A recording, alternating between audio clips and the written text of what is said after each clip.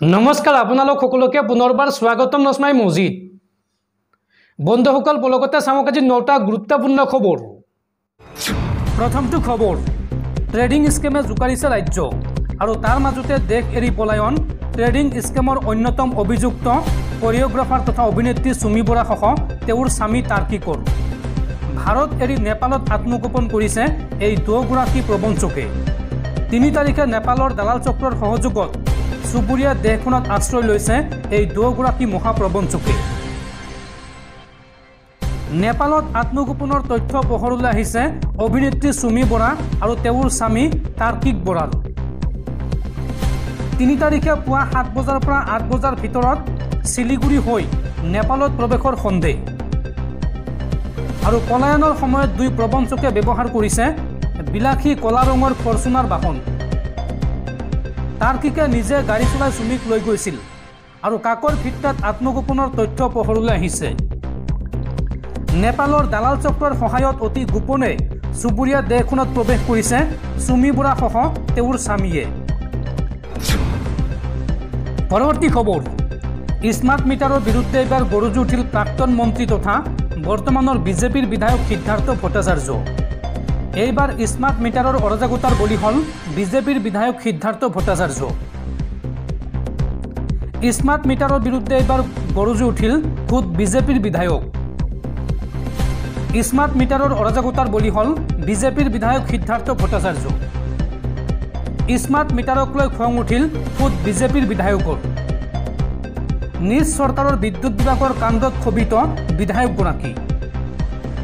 বিধায়কগৰাকীৰ কোনো অনুমতি নোলোৱাকৈয়ে স্মাৰ্ট মিটাৰ লগাই দিয়াৰ অভিযোগ আৰু স্মাৰ্ট মিটাৰৰ নামত বিদ্যুৎ কৰ্তন কৰি হাৰাশাস্তি কৰাৰ অভিযোগ বিজেপিৰ বিধায়ক সিদ্ধাৰ্থ ভট্টাচাৰ্য। পৰৱৰ্তী খবৰ, সদৰ্শন ছাত্ৰ সন্থাৰ সাধাৰণ সম্পাদক শংকৰজ্যোতি বৰুৱাৰ বিৰুদ্ধে এগৰাকী যুৱতীয়ে উত্থাপন কৰিছিল ভয়ংকৰ অভিযোগ। প্ৰেম প্ৰতাৰণা আৰু মানসিক অত্যাচাৰৰ অভিযোগ উত্থাপন কৰিছিল এগৰাকী যুৱতীয়ে আৰু এই সন্দৰ্ভত এইবাৰ মুখ খুলিছে আছুৰ সাধাৰণ সম্পাদক শংকৰজ্যোতি বৰুৱাই। সেই যুৱতীগৰাকীৰ সৈতে প্ৰেমৰ সম্পৰ্ক থকাটো সঁচা বুলি অকপট স্বীকাৰোক্তি আছুৰ সাধাৰণ সম্পাদক শংকৰজ্যোতি বৰুৱাৰ। যুৱতীৰে প্ৰতাৰণাৰ অভিযোগ সন্দৰ্ভত এইবাৰ মুখ খুলিলে আছুৰ সাধাৰণ সম্পাদক শংকৰজ্যোতি বৰুৱাই। যুৱতীগৰাকীৰ সৈতে প্ৰেমৰ সম্পৰ্ক থকাটো সঁচা, এই কথা অকপট স্বীকাৰ কৰিছে আছুৰ সাধাৰণ সম্পাদক শংকৰজ্যোতি বৰুৱাই। শংকৰজ্যোতি বৰুৱাই লগতে মন্তব্য কৰি কয় যে প্ৰেমৰ সম্পৰ্কত থকাটো কোনো অপৰাধ নহয়। সেই সম্পৰ্কক মই আজিও শ্ৰদ্ধা কৰোঁ, কিন্তু যুৱতীগৰাকী আৰু মোৰ মাজত যোৱা 6 মাহ ধৰি কোনো সম্পৰ্ক নাছিল। যুৱতীগৰাকীয়ে যিবোৰ অভিযোগ আনিছে সেই অভিযোগক লৈ মই চিন্তিত। যুৱতীগৰাকীৰ যিবোৰ অভিযোগ সেইবোৰ অভিযোগ প্ৰমাণিত হোৱা নাই। প্ৰেম মানে বিশ্বাস আৰু প্ৰেমত বিশ্বাস থাকিব পাৰে। শংকৰজ্যোতি বৰুৱা আছুৰ সাধাৰণ সম্পাদক নোহোৱা হ'লে এইবোৰ অভিযোগ নাহিল হয়। মই আইনৰ ওচৰত গৈছোঁ, আইনে ৰায় দিব। বিপদ আহিছে আৰু সেই বিপদ মই মূৰ পাতি লৈছোঁ। যুৱতীগৰাকীয়ে অভিযোগ কৰি কৈছে মই 31 মেত পিষ্টল উলিয়াই গুলিয়াবলৈ লৈছিলোঁ। তেন্তে সেইদিনা আৰক্ষীৰ ওচৰলৈ কিয় যোৱা নাছিল সেই যুৱতীগৰাকী? আৰু আছুৰ মজিয়াত মই থাকিম নে নাথাকিম সেয়া আছুৱে সিদ্ধান্ত ল'ব। যুৱতীগৰাকীৰ অভিযোগ সন্দৰ্ভত আজি সংবাদ মাধ্যমৰ আগত এই মন্তব্য কৰিছে আছুৰ সাধাৰণ সম্পাদক শংকৰজ্যোতি বৰুৱাই। দৰ্শকসকল আৰু বহুতো গুৰুত্বপূৰ্ণ খবৰ আছে। তাৰ আগতে আপোনাক জনাওঁ যে যদি আপুনি এতিয়ালৈকে এইটো ভিডিঅ'ত লাইক কৰা নাই তেন্তে এতিয়াই ভিডিঅ'টোত লাইক কৰি দিয়ক আৰু এনেকুৱা ধৰণৰ ভিডিঅ'সমূহ নিতৌ চাবলৈ চেনেলটো ছাবস্ক্ৰাইব কৰি কাষত থকা বেল আইকনটো প্ৰেছ কৰি ৰাখক। পৰৱৰ্তী খবৰ, 3য় আৰু 4ৰ্থ বৰ্গৰ পৰীক্ষাৰ্থীৰ বাবে ডাঙৰ খবৰ। পৰীক্ষাৰ্থীসকলক লৈ জাৰি কৰা হৈছে জৰুৰী নিৰ্দেশনা। 3য় আৰু 4ৰ্থ বৰ্গৰ পৰীক্ষাক লৈ আহি গ'ল ডাঙৰ নিৰ্দেশনা। আৰক্ষী আয়ুক্তৰ পৰা জাৰি কৰা হৈছে কেইবাটাও নিৰ্দেশনা। 15 আৰু 29 ছেপ্টেম্বৰত ৰাজ্যত অনুষ্ঠিত হ'ব 3য় আৰু 4ৰ্থ বৰ্গৰ পৰীক্ষা। আনহাতে 27 অক্টোবৰত অনুষ্ঠিত হ'ব 3য়টো পৰীক্ষা। পৰীক্ষা সম্পূৰ্ণ স্বচ্ছ আৰু নিকা কৰিবলৈ জাৰি কৰা হৈছে 163 ধাৰা। পৰীক্ষা হলত কোনো ধৰণৰ অনৈতিক কাৰ্য অৱলম্বন কৰিব নোৱাৰিব পৰীক্ষাৰ্থীসকলে। পৰীক্ষাৰ্থীসকলে কেৱল মাত্ৰ প্ৰৱেশ পত্ৰহে লগত আনিব পাৰিব। পৰীক্ষা হলৰ চৌহদত কোনো অকৰ্তৃত্বশীল ব্যক্তি সোমাব নোৱাৰিব। আৰক্ষী প্ৰশাসনৰ তৰফৰ পৰা জাৰি কৰা হৈছে এই নিৰ্দেশনা। আৰু লগতে সামাজিক মাধ্যম ফেচবুক, টুইটাৰ, হোৱাটছএপত পৰীক্ষা সম্বন্ধীয় কোনো তথ্য আদান প্ৰদান কৰিব নোৱাৰিব। শেহতীয়াকৈ অসম আৰক্ষীৰ ফালৰ পৰা জাৰি কৰা হৈছে এই নিৰ্দেশনা। পৰৱৰ্তী খবৰ, 2026 অসমত হ'ব কংগ্ৰেছৰ চৰকাৰ। বিজেপিৰ দিন শেষ, অসমত এইবাৰ হ'ব কংগ্ৰেছৰ চৰকাৰ। আৰু 2026 অসমত কংগ্ৰেছৰ চৰকাৰ হোৱাৰ পিছত মুখ্যমন্ত্ৰী হিমন্ত বিশ্ব শৰ্মাৰ পত্নীৰ এটা সম্পত্তিৰ হিচাপ ল'ব চৰকাৰে। যোৰহাট জিলা মহিলা কংগ্ৰেছৰ উদ্যোগত নাৰী ন্যায় প্ৰতিবাদী কাৰ্যসূচীত অংশ লৈ এই মন্তব্য অসম প্ৰদেশ মহিলা কংগ্ৰেছৰ সভানেত্ৰী মীৰা বৰঠাকুৰৰ। পৰৱৰ্তী খবৰ, অসমৰ সংখ্যালঘু লোকসকলৰ সমস্যাক লৈ শীঘ্ৰে নীতিশ কুমাৰ আৰু চন্দ্ৰবাবু নাইডুৰ কাষ চাপিব অসম সংখ্যালঘু সংগ্ৰাম পৰিষদ।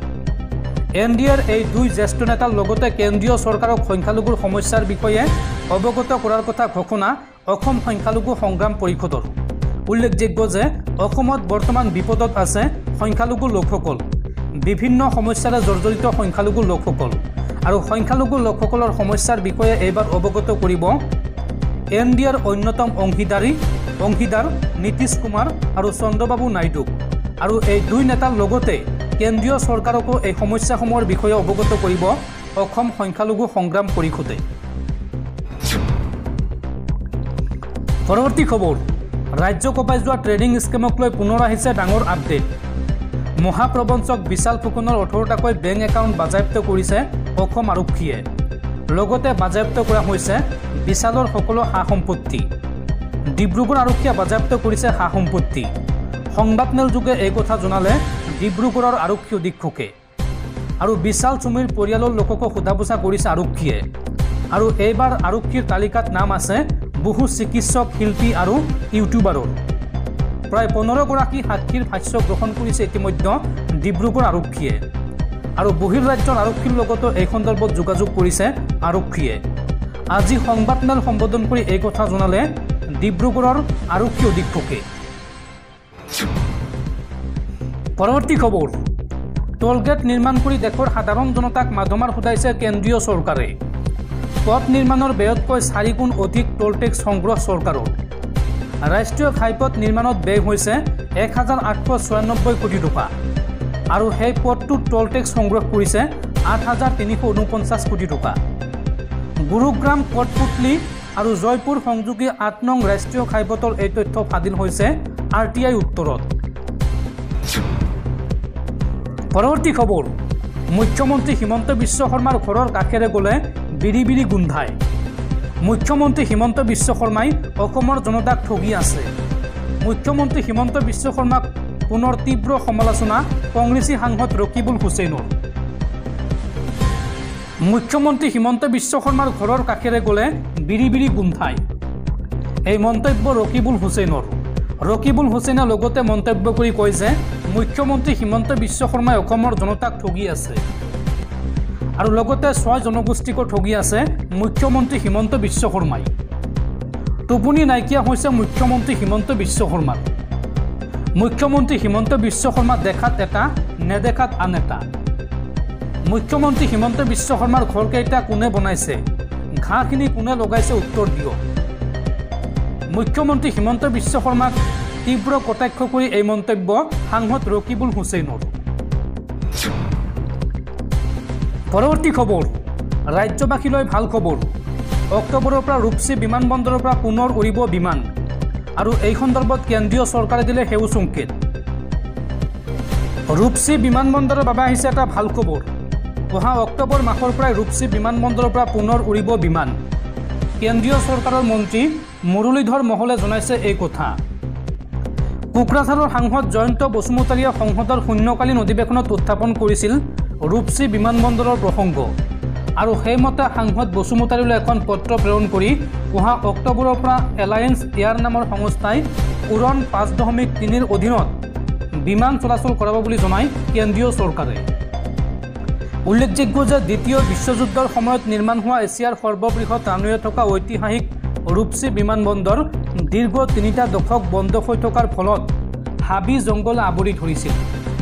3টা দশক পিছত পুনৰ 2021 চনত প্ৰাণ পাই উঠে ৰূপসী বিমানবন্দৰ।